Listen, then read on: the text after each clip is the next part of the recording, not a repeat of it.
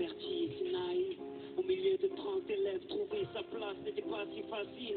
Pour elle de se faire des amis était quasi impossible. Je connais les causes entre eux méchants quand ils ont trouvé leur cible. Ça commence par un surnom, puis les mauvaises blagues s'enchaînent. Ils mettent du sel sur les plis de ses complexes avec tellement de haine qu'elle vit avec la peur quand elle voit son cartable. À la surprise générale, elle commet l'irréparable. Elle a vu ce regard innocent qui n'attendait qu'à être aimé. Mais la vie fut autrement, plus fragile, tous ces mots ont fini par la briser. Elle qui ne voulait qu'être aimée. Ah, elle qui ne voulait qu'être aimée.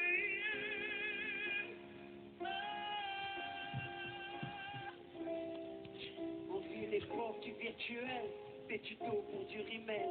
Snapchat, dis-moi qui est la plus belle. Pour elle, être aimée, c'est être likée. Donc elle s'entraîne devant sa classe à faire des selfies. Filtre beauté, quelques cœurs sur sa photo. Mais surtout des commentaires, des moqueries, des critiques, des insultes, des émotifs pervers. Toute cette violence gratuite devient pour elle insupportable. Donc elle est insoportable et commet l'irréparable. Elle avait ce regard innocent qui n'attendait qu'à être aimé. Mais la vie fut autrement plus fragile, tous ces mots ont fini par la briser. Elle qui ne voulait que t'aimer.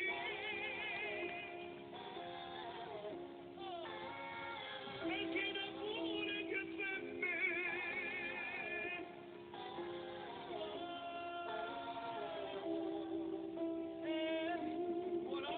J'ai besoin que tu me parles de toi, que tu me partages tes rêves et tes doutes, que tu saches que ton père sera toujours là pour arracher les mauvais herbes sur ta route, que pour ce que dit ou pense le monde, tu es la plus forte et la plus belle à mes yeux, ne te laisse jamais rabaisser par les autres. N'oublie pas que la paix, ce regard innocent qui n'attend c'est qu'à être aimé.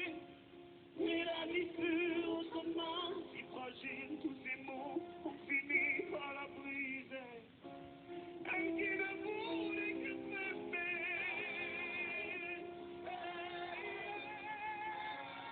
Elle qui ne voulait que s'aimer.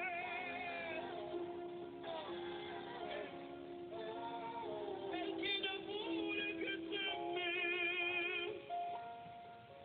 Ma fille, dis-toi que tu es aimée.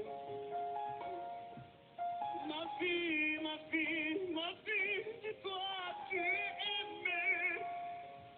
Ah, ma fille, dis-toi que tu es aimée. Ma fille, dis-toi que tu es aimée.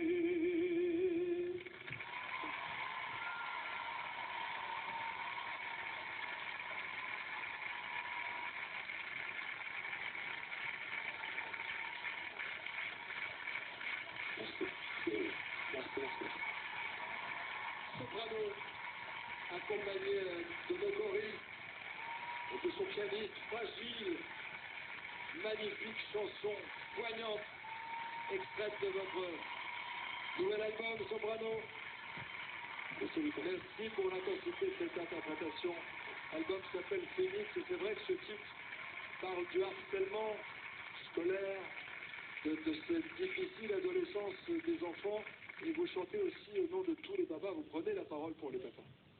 Pour les papas, pour les mamans, pour les profs aussi qui vivent ça au quotidien, pour avoir un peu plus de pédagogie pour les enfants harcelés et aussi les harceleurs, parce que pour eux c'est souvent de l'amusement. Voilà, petite dédicace. Oui, dédicace avec voilà, un message poignant, Jennifer, Mika, Julien.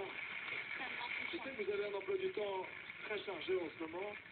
Vous avez un nouvel album, vous allez bientôt démarrer votre tournée, il y a The Voice. Comment vous faites pour avoir un agenda respecté à la minute près?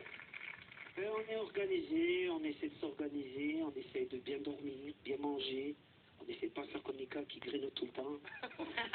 il prend rien, Mika. Je sais pas où je le mets, mais bon. Non, on essaie de s'organiser. J'ai entouré de mes amis depuis petit, on est ensemble, on a monté tout ça et on s'organise. Voilà, on est organisé, on essaye, on fait de notre mieux pour être professionnel, pour pouvoir faire les choses bien. Voilà. Une tournée qui passera par le stade Pierre-Mauroy à Lille le 7 septembre, par la Défense Arena le 21 septembre et le stade Vélodrome, ce sera le 12 octobre, et ce ne sera pas une première. C'était avec moi, tu l'as vécu. J'ai vécu le moment au Vélodrome, c'était un moment mais suspendu. Vous étiez chez vous, c'est facile maintenant, deuxième fois. Ah, j'ai encore la pression, j'ai encore la pression.